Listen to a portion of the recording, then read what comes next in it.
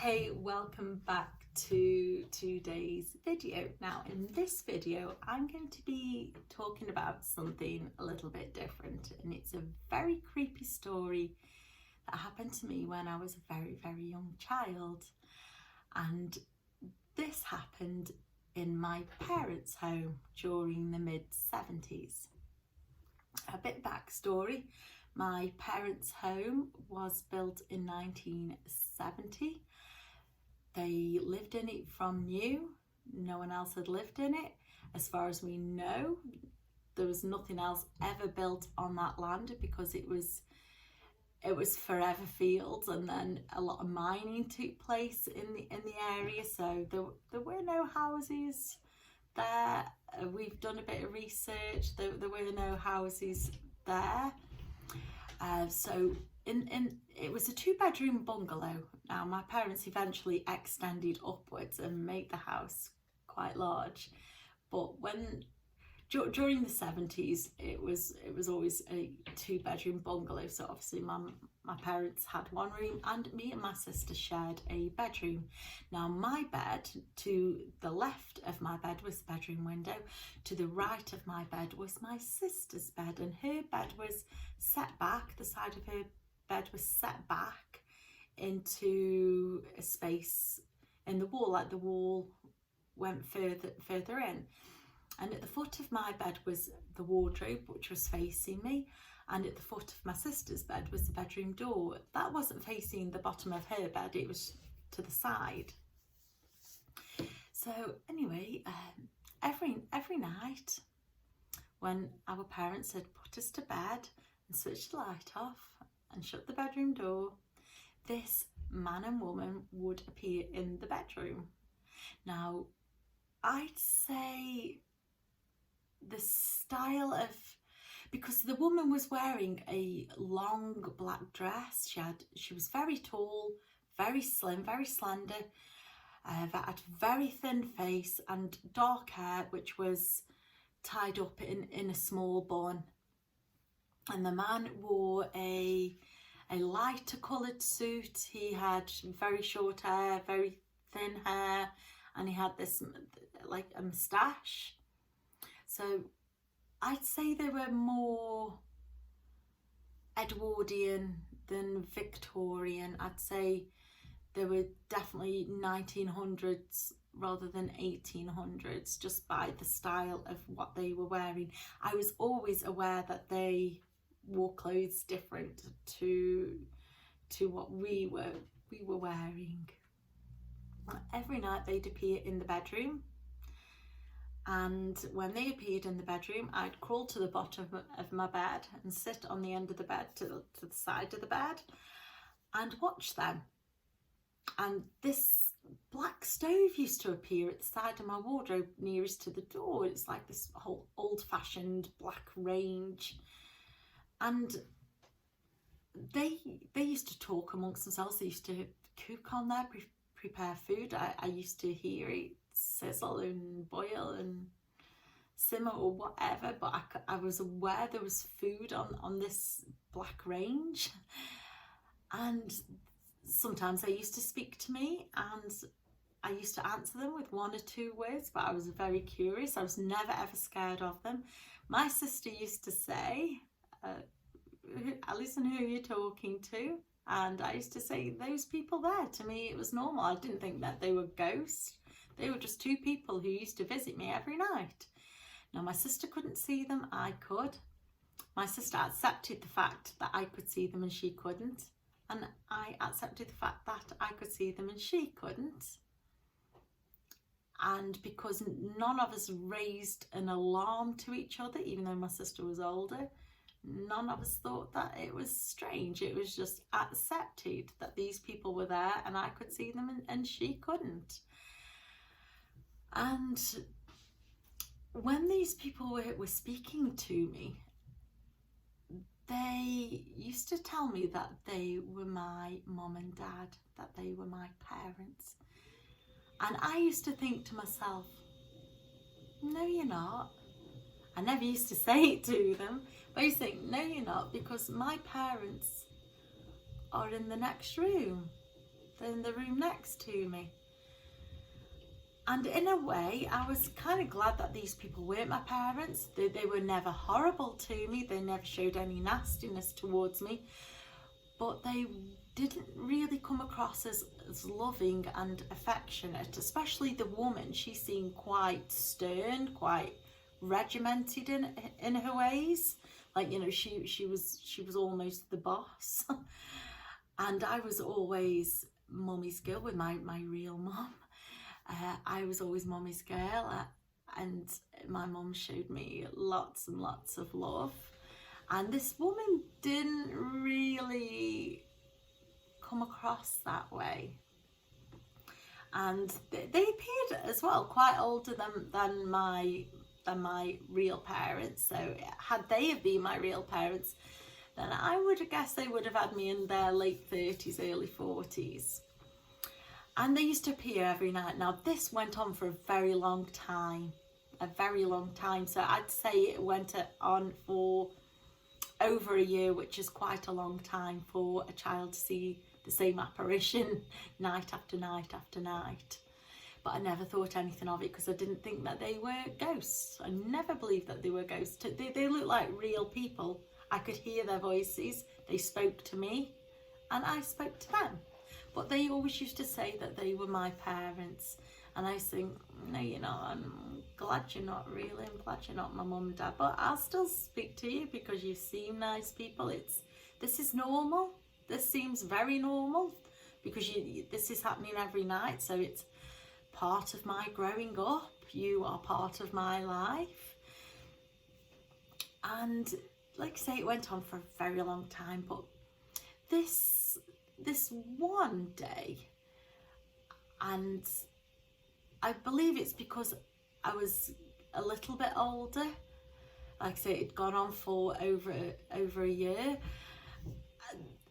Maybe it's because I was getting older, because a child's brain is developing all the time. So this one day I'm thinking to myself, I don't want to see those people anymore. I'm not looking forward to them visiting tonight. There was no reason for me to actually think that as such. Maybe I was just thinking it isn't normal. It isn't normal having two adults appearing in your bedroom every night. And I thought about it a lot. I thought about it most days actually, but I used to just accept it, not so much look forward to it, but accept the fact that they were going to visit that night. But this one day I felt different. And when our parents had put us to bed, I remember sitting up in bed and looking in that direction thinking, I'm not looking forward to them visiting tonight. I don't want them to visit tonight. I don't want anything to do with them anymore. I don't want to speak to them. But sure enough, they did appear. And I've just got to say, they appeared until I was very, very tired every night. Once I'd fallen asleep, once I was so tired that I had to crawl back up to my pillow again, then that was it for the night until the next night. But anyway, out of politeness, out of manners, this one night, I crawled to the bottom of my bed, and I still sat at the end of my bed, at the side, swinging my legs, talking to them.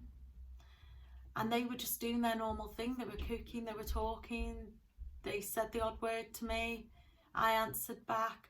But I had this really, I don't know whether it was like a fight or flight sensation within me, but I was prepared to run.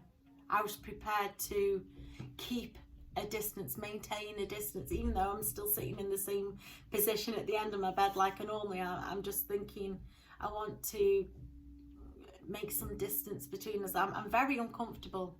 They're not doing anything to me, they're not saying anything to me, but I'm very uncomfortable now. I don't like this anymore. I don't want this to happen anymore. I don't want them to visit me anymore.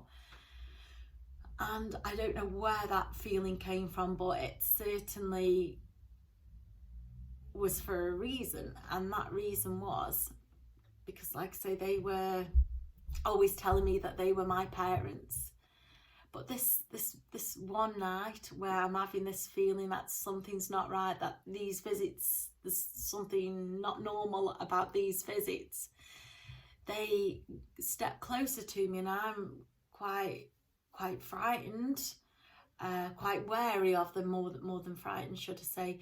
But then they lean forward, and the man goes to grab me, and they're saying, because we are your parents, we're going to take you with us tonight. And I knew that was wrong. I knew, and that really frightened me. But because I was already prepared emotionally as much as I could be as a child, I knew that I had to do something, like a survival instinct kicked in me, and I leapt up.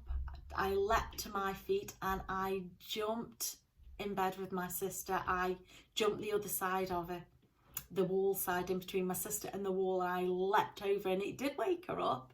She was like, "What are you doing? Why are you getting in bed with me?" I'm like, "Because that man and woman, they want to take me with them." And she just accepted that and just allowed me to sleep in her bed with her. My sister didn't really. There's the odd times we used to share a bed, but really she loved the bed on her own, and we both only had single beds anyway. But because this is the 1970s, you can imagine what style of bed sheets that we did have. And on my bed that night, I had purple bed covers and purple blankets, purple sheet what covered the mattress, and a purple pillowcase, and it was all dark purple. Now, when I'm in bed with my sister, I do brave myself to look where these people are standing, and they've totally gone. Once I've got in bed with my sister, they've disappeared. But when I woke up in the morning, there was this, like somebody had poured bleach on my pillowcase. There was this huge white stain on my pillowcase, and we had that pillowcase for quite a number of years afterwards. You know, we'd use it as like a rag or anything, and nobody knew. My parents never questioned why this bleach stain was on my pillowcase, but I must say, after that night, that man and woman never appeared to me again. But I did used to think about it well into adulthood, and I still think about it now, although I'm not as scared anymore. But I was always frightened that they would come back, that they would return. And especially the nights following that night, the last night of me seeing them. But I was always aware, and I always thought if I spoke about it to anybody, I mean anybody, including my own family members, that even just thinking about them or speaking about them would make them appear again, because I'd be resurrecting that memory, and they might see that as an invite. It did crop up in conversations, so well into my 20s, myself and a group of friends, we were speaking about ghostly things or strange encounters that had happened to us. And immediately I think of that one, and it took me quite a while to actually speak about it, and that was the first time I'd ever mentioned it to anyone. And I was actually living in this house anyway at the time, so that's when I first spoke about it, because I was so afraid to speak about it in case these people saw it as an invite to return, to come back. I thought, if I don't think about them, even though I did, if I don't think about them, if I don't speak about them, then that keeps them away. I did go to bed that night worrying about it. Have I just like opened Pandora's box? Are they just going to come back now? I've dared to mention their names. They haven't. I've not seen them since. Thank goodness. I really don't want to see these people. However, going back to my childhood, during that time, I did have a very, very strange dream that I was living in this townhouse, like a Victorian type house. And this building really does exist. It is around the corner of a school that I used to go to as a young child. But I had a dream round about the same time that I lived in this house, or the house next door. They were like townhouses, like terrace type building, but there was just, even though there's a row of them, they were all in twos, so like semi-detached type terraced houses, if you understand what I mean by that. And part of my dream was we were standing outside. Now the two front doors of these properties are next door to each other, and then the windows, the front living room windows, are on the outer sides. But I had a dream that I lived there with, I had a number of brothers and sisters. We were a very, very large family. But how my dream ended was we were all playing jumping down the stairs. Now I think we've all played that, where you as a child you're standing on a step and then you miss one out, and then you jump, and then you try jump 2 steps. But in my dream, we were at the very top of so we were doing all that, and then we ended up at the top of the stairs. I remember looking down, and the light shade is swinging, and you know how dreams go and all this like weird thing. So it's the light shade is swinging, and the lights either lighting up the walls, or as it swings away it's creating shadow. So it was one of those. And I went to jump down the stairs, and that's when I woke up. That's when I became awake in real life.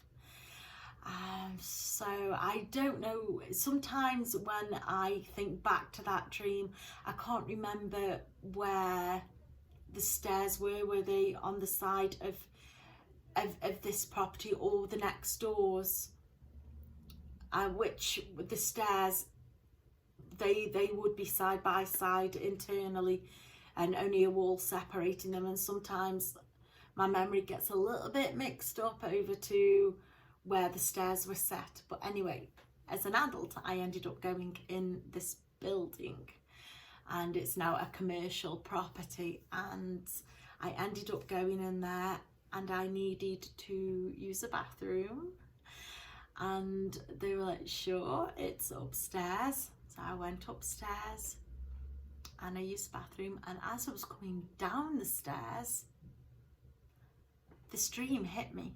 I was like, I'm in this dream. This is like that dream I had. And so I've never been in that property since. I refuse. And that was mid-90s. That was mid-90s. I've never been in that property since. So there are other things that I've got memories of, like old train lines. And when one of the train lines closed down in the area, we've still got one running, but one closed down, I said to my dad, oh, what a shame they're getting rid of that train line and the bridge. I remember trains going across there when I was younger. And my dad laughed at me. He was like, well, that's impossible. He says, because trains stopped running there well before you were born, years before you were born. But maybe the odd one did, and I really did see one in real life, because I know like the old mining, that actually closed down for good. It closed down long before, but it closed down for good in the year I was born. Now maybe I'd be a little bit too young to have a memory, so maybe I saw one, maybe I didn't. Maybe my dad's right, and maybe there really were no trains running along that particular train line in that bridge. But I've got a lot of memories very, very similar to that one, which then kind of ties in with all the old mining thing as to the house where I'm living now, where maybe the male ghost in my house is one of the old miners, because there was an old mining accident. I really don't know. It's a creepy story anyway. That's what happened to me when I was a child. I hope you've enjoyed that story. I will still be doing the videos. I may be doing another video later on which follows on from the hauntings of this house, because there's still a lot more to be said, to be discussed. And there is another sighting of the little girl coming up as well. I don't know whether I'll be doing that later on today or tomorrow, but every so often I will be throwing in a video of a paranormal strange experience. There's some really creepy ones. There's one actually that saved my life. I believe a spirit, an angel, something did save my life, and it's quite